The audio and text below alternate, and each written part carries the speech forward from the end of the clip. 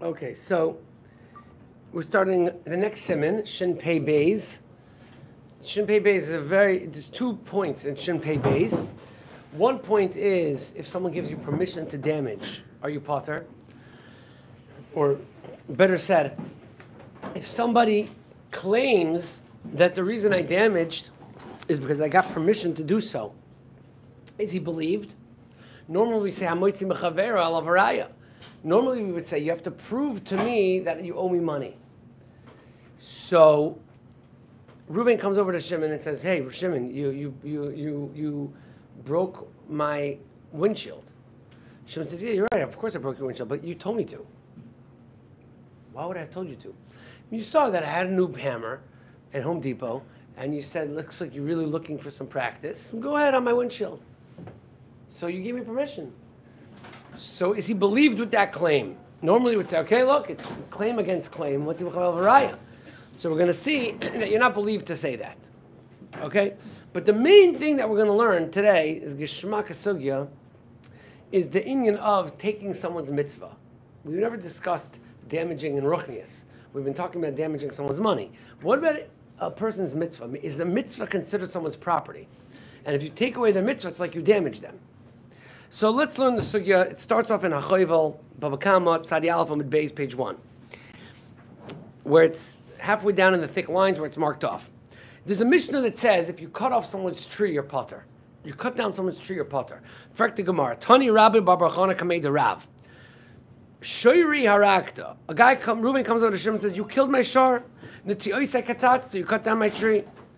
And Shimon says back, Ata amarta li lahargo. Yeah, you told me to cut it down, to kill it. Ata amarta li lahargo. You told me to cut it down, potter. He doesn't have to pay. Amar lei. So Rav said to Rabbi Bar Bar Chana, Im Kain, according to that claim, l'shachafakta chay l'briyasa kol kamine. How can we believe someone with that claim? Yeah, you broke my windshield. Of course I did, but you told me to. That's it. I lost my claim now? So you can never prove damage.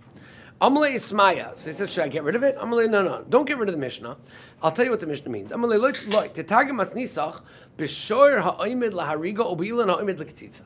You have a shor, you have an ox that is oimid to be killed. The Bezdin already paskined on the ox that this has to be killed. Why would it have to be killed? Because it's a dangerous ox.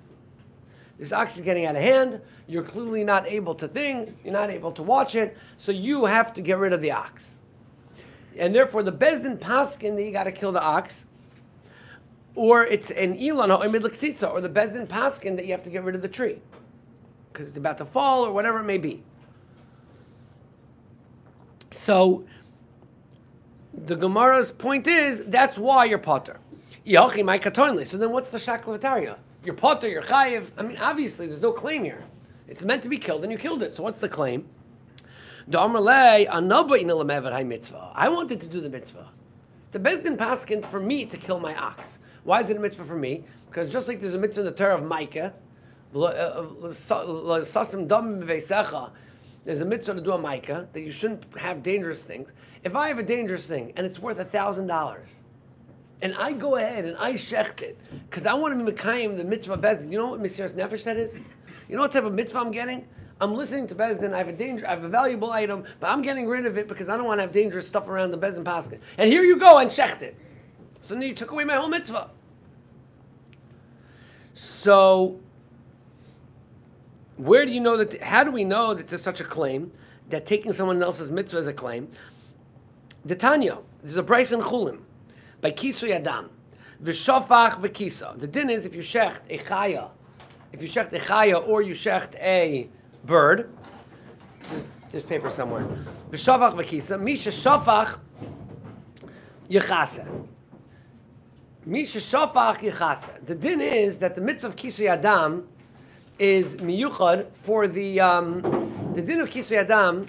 If you shecht a chaya v'oif, you have to cover the blood afterwards. It's not true if you shecht a cow, which is good, because if it was mitzvah to shecht a cow, it would be a little bit difficult. If you ever been to a shlachtois, there's blood all over the place, so it would be hard to cover all that. But if a chayav oif is manageable, so you have to cover the blood. So whose mitzvah is it? It's the shoichet's mitzvah. The shoichet has the mitzvah of kisu yadam. someone else comes along and covers the blood while the sheikhet is still shechting. Umayse be'echad sheshachat, one person shechted. V'kadam chaveira v'chisa. Reuven was a sheikhet, and Shimon came and covered over the blood. V'chiyav Rabbi Gamliel litin la'asar zehuvim, and Rabbi Gamliel obligated him to pay 10 zehuvim. 10 zehuvim was 10 gold coins. It's a lot of money. Meaning, kipshuta, you took away his mitzvah. Taking away someone's mitzvah is worth 10 zehuvim. So therefore, since you took away his mitzvah, you have to pay, Shimon has to pay Reuven, according to Rabbi Gamliel, 10 zehuvim. So the Gemara says here too, Bezdin paskin on Reuven, get rid of your ox, it's dangerous. Cut down your tree, it's dangerous.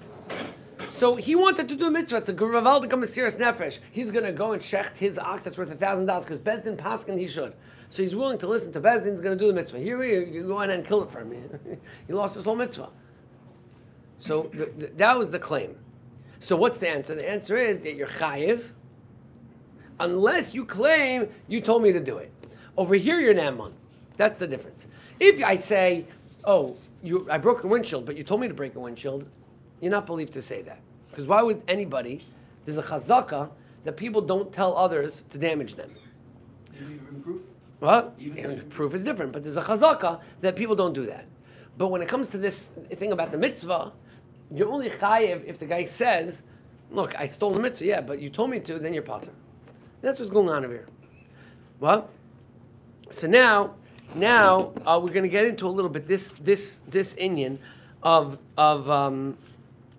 stealing someone's mitzvah of 10 zehuvim. So I want to be makdam a story, and by the end of the shir, let's see if the story is correct. So we had there was someone that has a minhag. Someone has a minhag that he likes to give before Yom Tov to young galait that are learning, all dedicating themselves to learning. He wants to give them something special before Yom Tov. And he's been doing this for years. He wants to give. So you give everyone $100, doesn't go very far because it just gets in, So what he wants to give each person a special, like a real chashav roast. It's like $150 piece of meat, chashav of meat. No one, and then everyone has meat for Yom Tov. So he buys.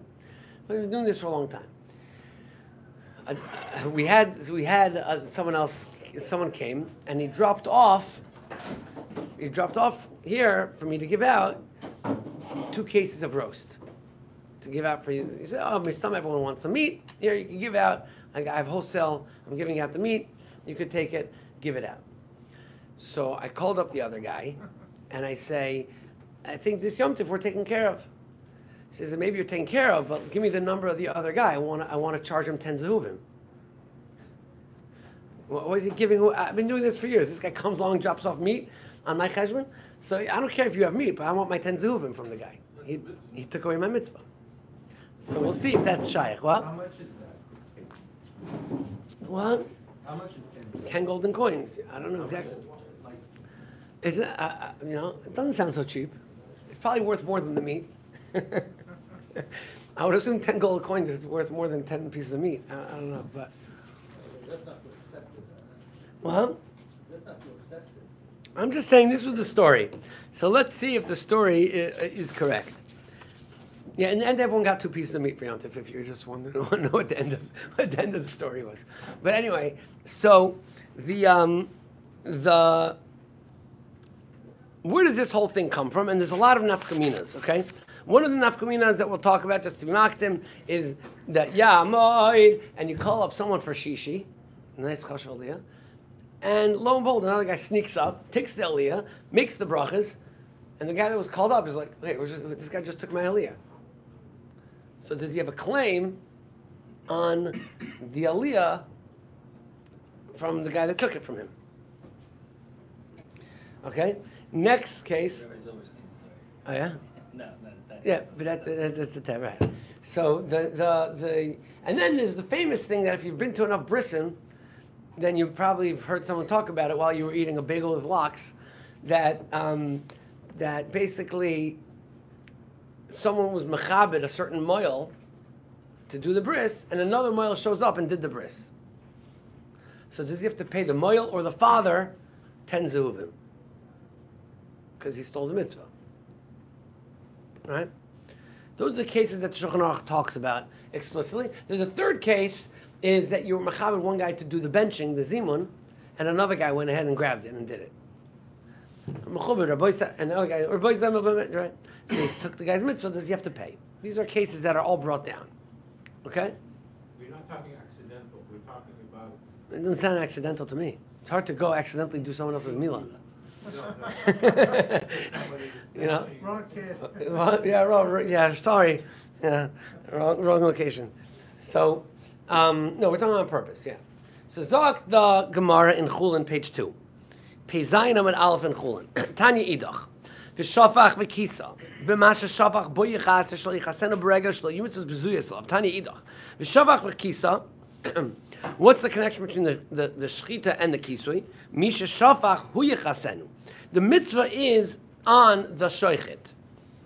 Ma'isa be'echad. There was a story with somebody. Sheshachat. He shechted. As we just said, since he shechted, the mitzvah of kisui adam is his mitzvah. The kadam chaveroi v'kisa, and his friend came and covered it. The chiyuv Rabbi Gamliel litan la yud zehuvim, and Rabbi Gamliel came and said you have to pay 10 zehuvim. Like we just said, you have to pay. Now the Gemara is a very interesting shiloh, which I think is going to be quite surprising to most of us. Iboilu. The Gemara is a shiloh. What's the nature of the chiyuv of the 10 zehuvim? Is it because you took away his mitzvah, or is it because you took away primarily his bracha?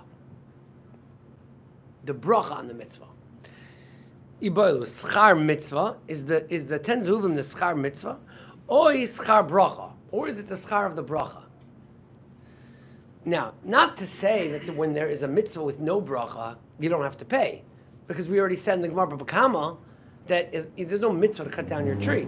There's no bracha on cutting down your tree, and still the guy will have to pay. So obviously there's a chiyuv if you steal someone's mitzvah. But the question is, a mitzvah that has a bracha, what's the ikar of the Takanas Chazal? Was it for taking away his bracha, or was it for taking away his mitzvah? Isn't that already answered though? The fact that he has to give the 10 zehuvim on something with no bracha. It's answered that that's also true. But what about when there's both? A bracha and the mitzvah. So schar mitzvah is schar bracha. L'may nafkamina. What's the nafkamina? L'berkas hamazon. In the old days, when you were mechavet someone to bench, it wasn't just to say Rabbi Samuel mentioned. In the old days, when you were mechavet someone to bench, they actually benched out loud for everybody, and they were moitzi everybody, right? So says the Gemara, l'may nafkamina, l'berkas hamazon.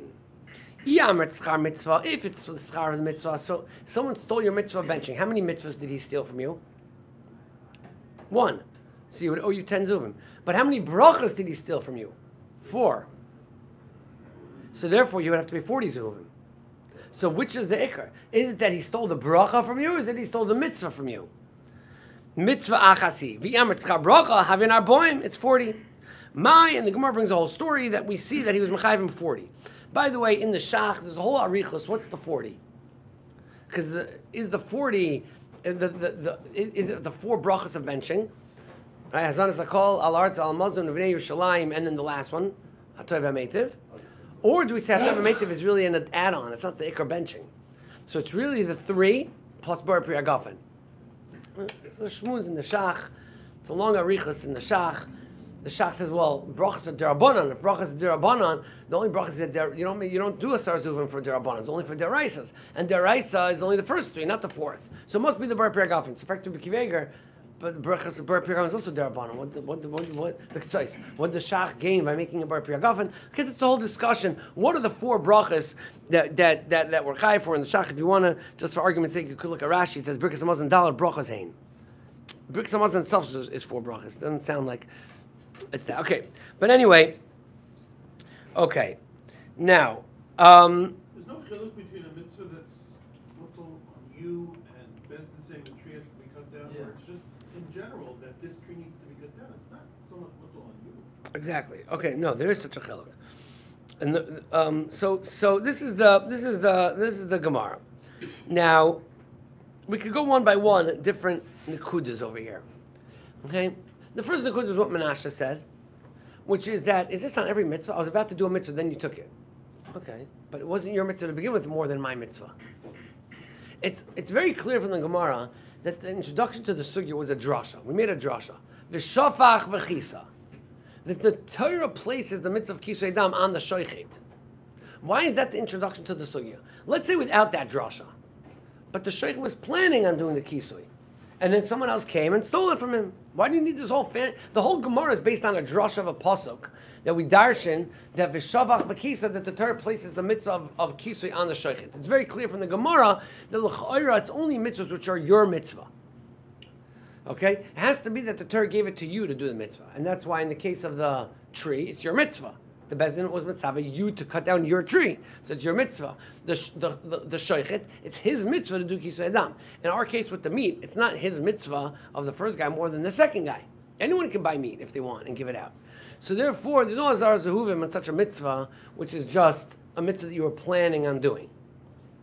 Okay, that's pretty clear in the Gemara. Okay, but that would still leave us by bris milah, which is the mitzvah of the father. We'll have to get to that. And that leads us to the Rosh, which talks about the case of someone stealing someone's aliyah. So if you look at the Rosh, we're going through the Rosh, page 3. The Rosh is in Ches in the 6th parak of Chulin. Maisa, there was a story. The Rosh brings down a Maisa that someone told a Moyel sheyamal is benai that he should give milah to his son. V'kadam acher u'malai, and someone else came and stole the mitzvah. V'tova harishain she'amar lo ya'av l'mulai min hasheni asar zuvim. The first one came to the Moyel that was hired, came to the new Moyel and said, "You owe me 10 zehuvim." Upatrei Rabbeinu Tam, and Rabbeinu Tam said, "Sorry, you don't have to pay." Why not? So he said, first of all, this whole knas, we don't necessarily do it nowadays. That's number one. But even regardless of that, you skip down one line, he says, "The kivan shaya sham b'shas milah." Remember we came out, what was the Gemara's maskana? Is the 10 zehuvim for stealing the mitzvah or for stealing the bracha? We came out, it's for stealing the bracha, and that's why for benching your chai 40. So he says, hold on, the moil was there. The moil that was supposed to do the mitzvah was there. The other guy came in and snuck in and said out loud, Baruch ato, ala mila. Okay, where was the moil that was supposed to do it? He was probably, presumably there, right? So if he was there, probably he said amen to the bracha that the new moil did. So if you said amen, says Rabbeinu Tam, Gadol ha'ayne amen yoyser min ha'mevarech. The schar for amen is greater than the bracha. So if you said amen, how could you come and say, "Give me 10 zehuvim for stealing my bracha"? What do you mean? You said amen. What are you so paranoid about? So he says, Gadol ha'ayne amen yoyser min ha'mevarech ve'im loy ana amen. And if you didn't say amen, then it's your problem. You should have. Okay. So, therefore, says Rabbeinu Tam, an unbelievable chiddush, that if you said amen, there's no chiyuv. So obviously, frek the shach, and shouldn't pay bays, Rabbi Reuben's question. So what's the whole issue of the benching? If the guy benched, the other guy had to be yotze probably, right? So since the other guy had to be yotze, he had to say amen. So if you said amen, what's the problem? You're back to the 4 zuvim.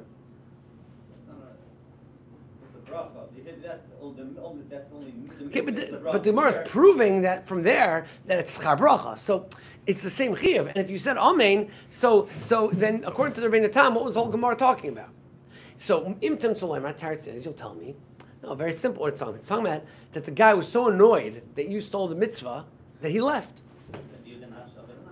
No, he's not even done. He left. He left the room. It's only you done if you were there and you didn't say amen. You walked out of the room. You stormed out and you benched to yourself. So I never said amen to his bracha. Okay, but then says the shach. So then for sure you're not a bracha because then you're benched. So you said the 4 brachas yourself. So mimanav shach, right? The shach. According to the Rabbeinu Tam, what's the chiyuv by the whole story of Rabbi Gamliel with the benching? If the guy was there, he said amen. Then according to Rabbeinu Tam, you don't have to pay because you go to Oinam and Yosef min Mavarach. And if he left, then no one stole the 4 brachas from him. He said his own 4 brachas. Zok Rabbeinu Tam, an unbelievable yisoid, right? That an unbelievable idea.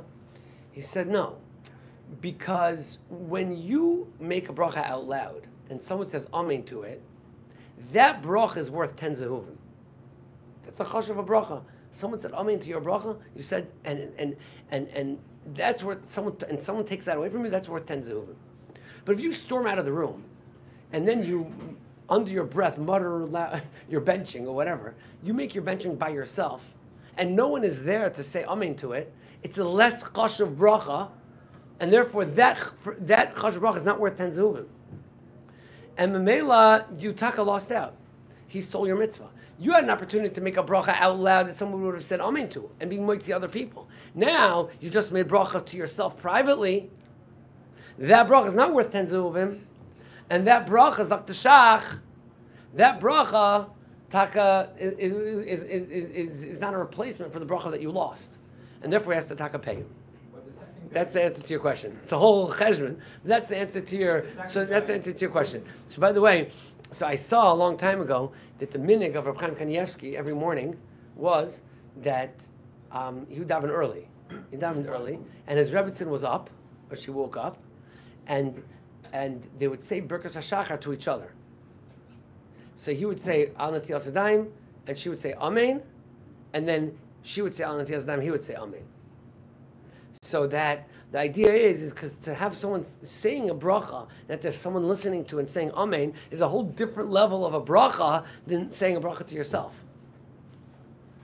Shmuel, this is another element you got to add on to your whole thing.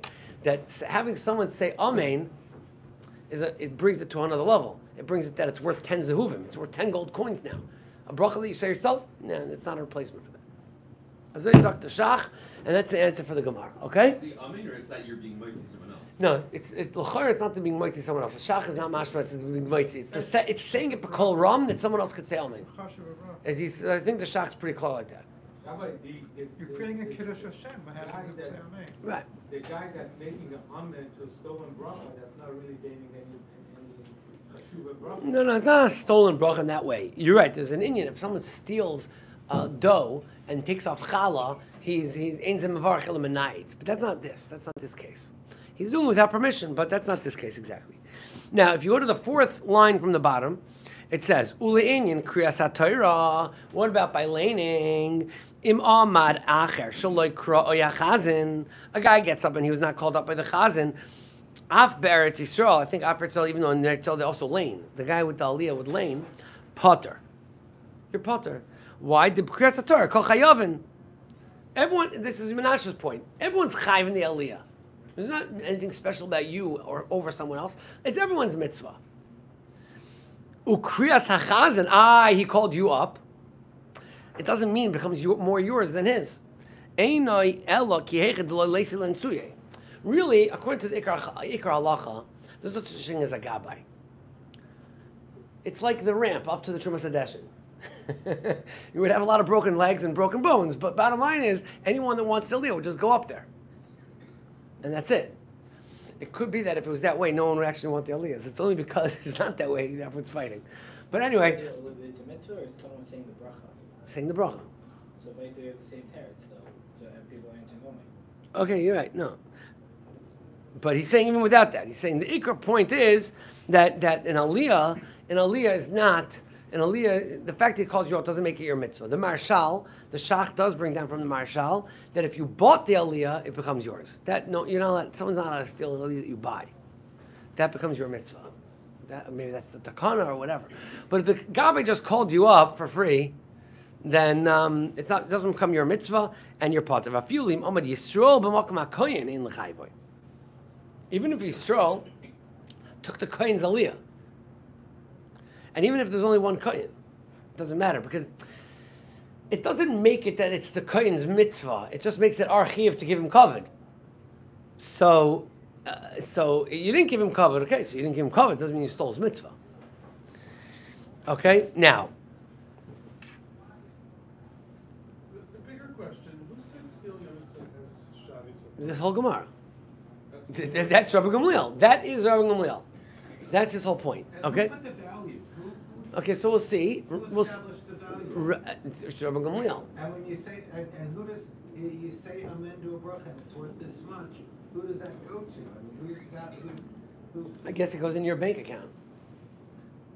Don't you have to be able to say when you got bracha? I mean, I took something out of. Okay, so that it's a shtickle knas. It's a shtickle. I mean, it's a question: is it moment or knas? Machlekes in the shach. What? What? Tens of whom sounds like a knas. Well, it's a whole arichas in the shach if we're goyve it nowadays. Because if it's a knas, then Bezdin has no authority over knossos now. The knas means a fine. It's not the value of the thing. It's just a fine. People shouldn't do that. It's not necessarily the value. What? And the nafkamina is right. If a guy grabs it nowadays. I understand that, but on saying amen to a bracha, who could ever come up with a number value for that? Apparently, Torah Beinu Tam. And where does it I'm go? saying that's not what I'm saying. This is why we would not have made up this. A lot of things that we learned this man were semi-logical. You could have figured out yourself to some degree. You need the Torah to like modify your logic because we would be off on certain things. But this is the Gemara. There's nothing. There's no. This is the Gemara says this, and kach. That's what it says. It gives it this value. The Gemara gives it the value. Gemara gives it the value. Okay, so if Now, somebody wants to cash in, what do they do? what do you I mean said I'm exactly? going to do $1 million brachas, so I'd like to cash in on that.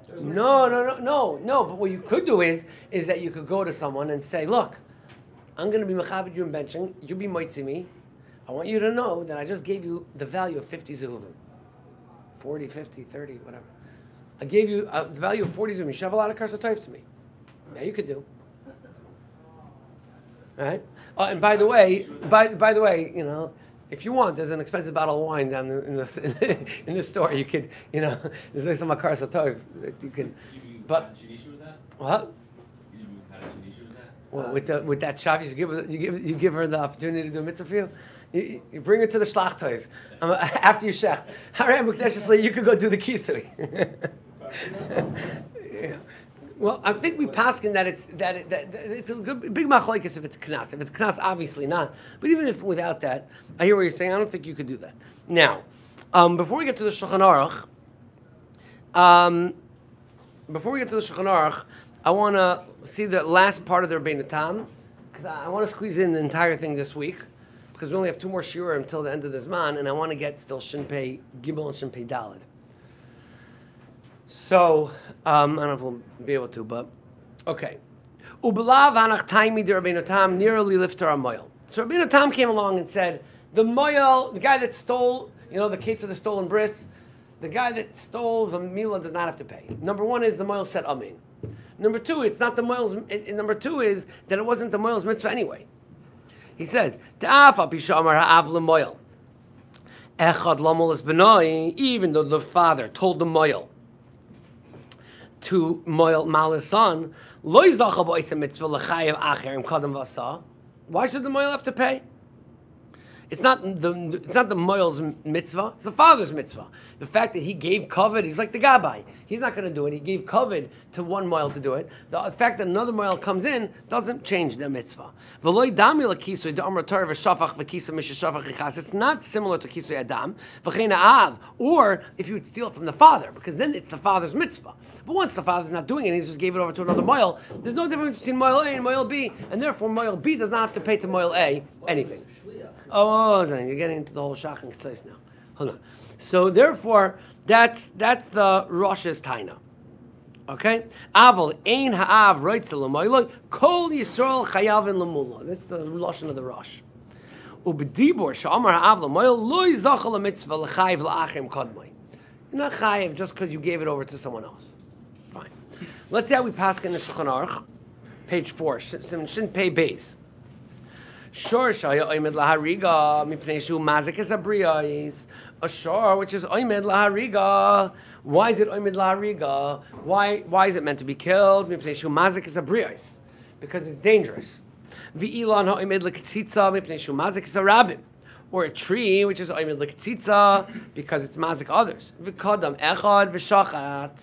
Shor zeh v'katatz ilans, and someone came and shechted it. Shaloi midas habaylim. He did it without the knowledge of the bailim. Chayiv l'shalim labailim. He has to pay the bailim. But look at the next 3 words of the Shulchan Aruch. He does not say 10 zehuvim. He says kemoi sheyiru hadayanim. He has to pay what the value the dayanim place on the mitzvah. Sharei hifkiya milasas meis. He took away his opportunity to do the mitzvah. And then he brings, well, if he told me to do it, it's okay. He's potter. And then he continued after the Ramah. He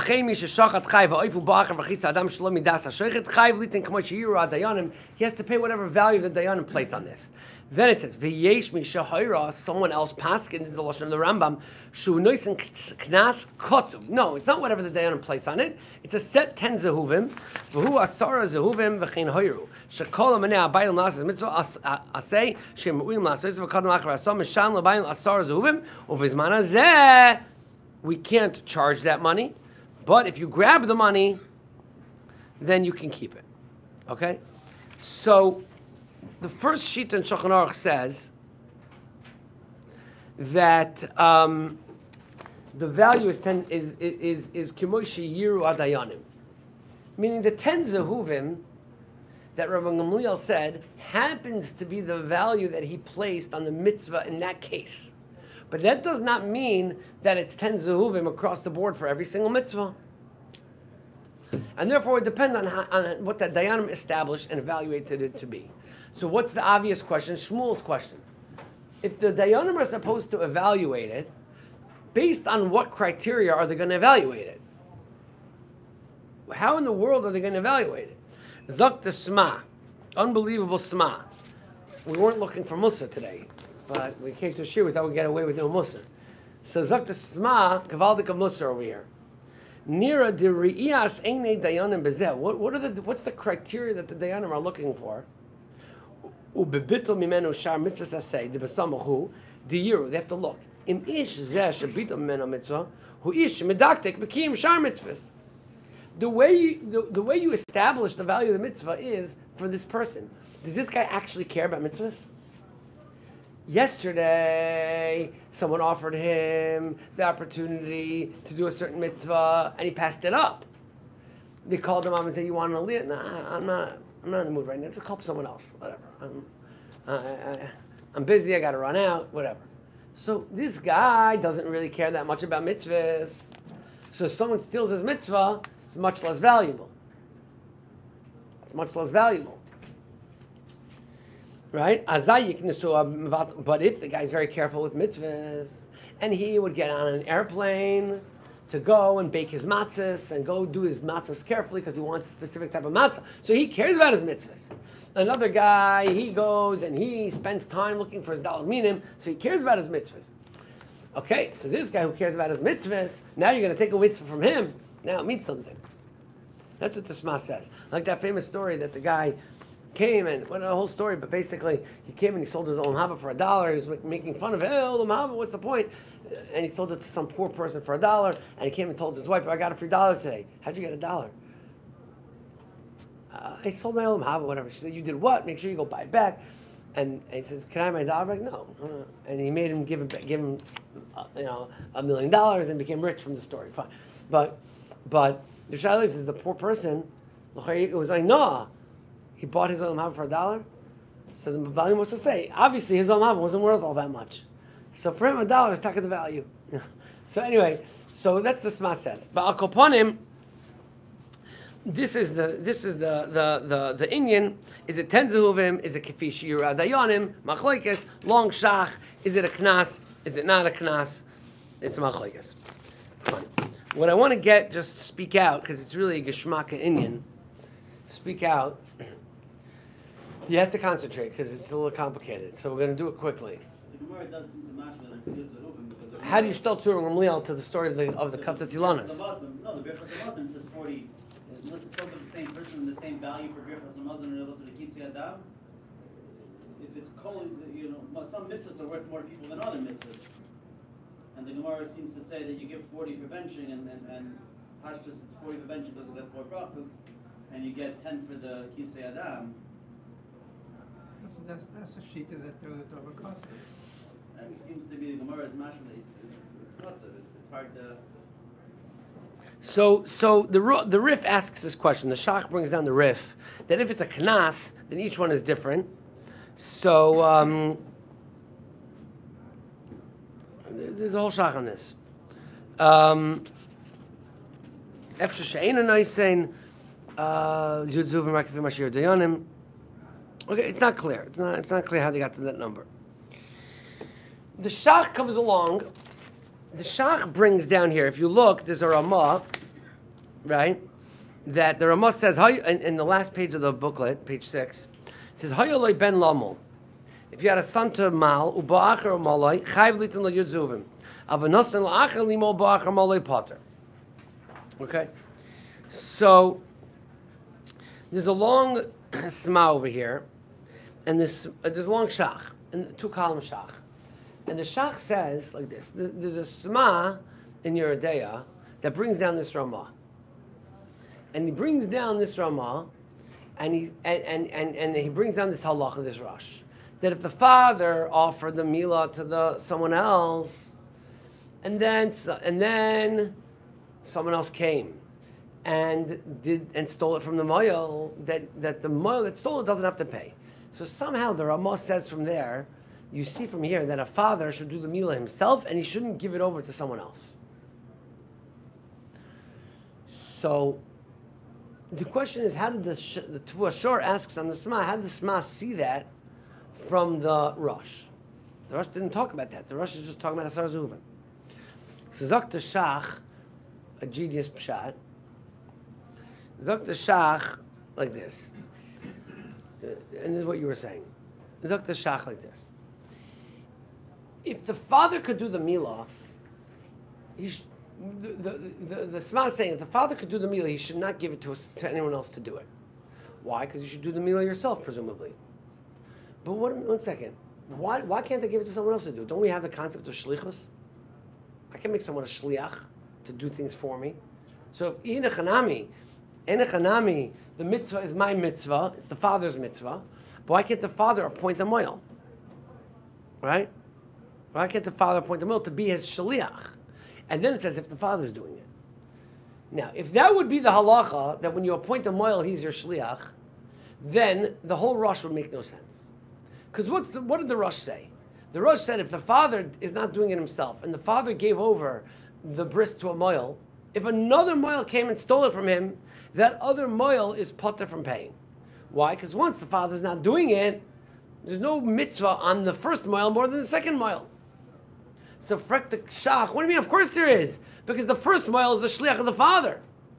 And therefore it's like the father's doing it. And the second moil is not a shliach of the father. So the second moil, forget the fact that he maybe has to pay 10 zuvim to the moil or not, but maybe he has to pay 10 zuvim to the father. Because if he would have taken the mitzvah away from the father, he would have to pay 10 zuvim to the father. So now that he took away the mitzvah from the shliach of the father, it's also he should have to pay 10 zuvim to the father. So says the shach, that the Sma saw in this Rosh that there's no shlichus on Milah. Milah is the father's mitzvah. It's the father's mitzvah, and it's specifically on the father. If the father retires from the mitzvah and he can't do it, at that point it becomes the mitzvah of Klal Yisrael. And then he offers it to one moil, there's no ma'ila to this moil over the other moil. But if the halacha would be that you can hire a moil to be your shliach, then if the second moil would steal it from the first moil, then he would have to pay 10 zuvim. Maybe not to the moil, but you have to pay 10 zuvim to the father.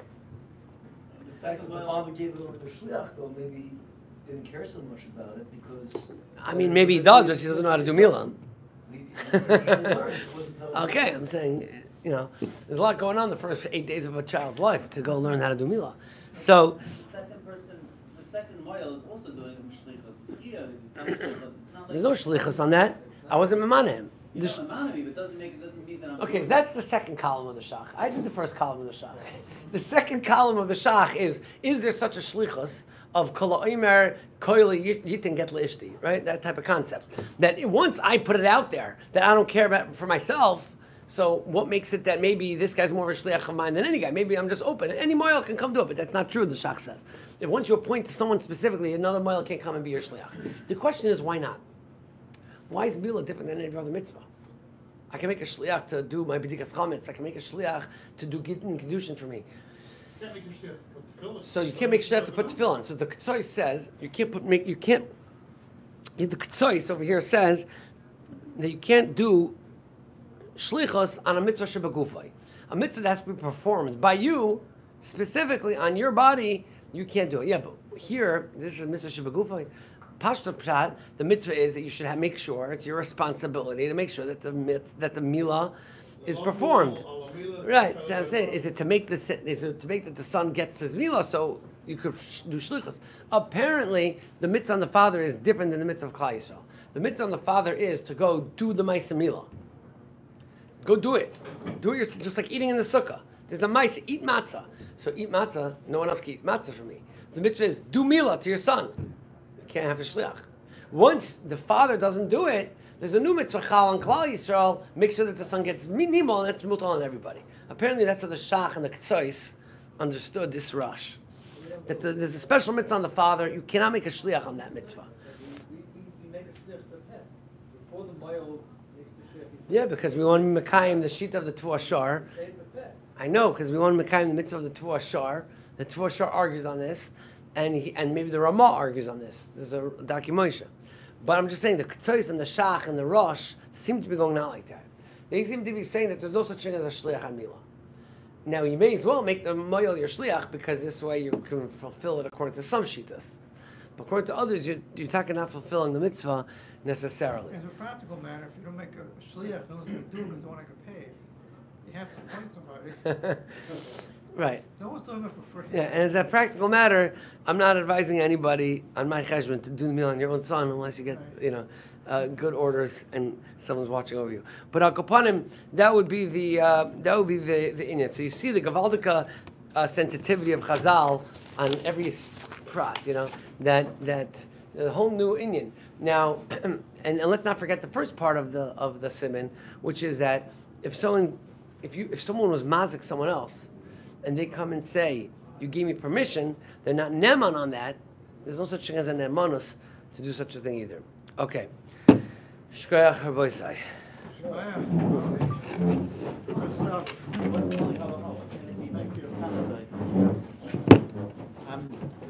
The father does it.